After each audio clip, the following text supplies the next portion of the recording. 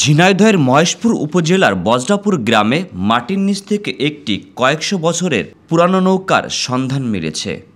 নৌকাটি মাটির 4 ফুট নিচ থেকে খনন করে পাওয়া গেছে। বিশাল আকৃতির এই নৌকা নিয়ে প্রতিদিন কৌতূহলী মানুষের ভিড় বাড়ছে মহেশপুর উপজেলার এসবিকে ইউনিয়নের বজরাপুর গ্রামে। গ্রামবাসী সূত্রে জানা গেছে, বজরাপুর গ্রামের মনসের আলী 3 দিন আগে বজরাপুর বাউড় থেকে ধান খেতে পানি দেওয়ার জন্য সেচ খাল খনন করছিলেন। খাল খুলতে খুলতে তার কোদালের মাথায় নৌকার কিছু অংশ উঠে আসে। এ খবর চাউর হয়ে পড়লে গ্রামের মানুষ সমষ্টিগতভাবে নৌকার সন্ধানে খনন করতে থাকে। 3 দিন ধরে খননের পর গত বুধবার পুরো নৌকার আকৃতি খুঁজে পায়। মহেশপুর থেকে হুসাইন আহমেদের তথ্য ও ভিডিও চিত্রে ডেস্ক রিপোর্ট, গ্রামের কাগজ।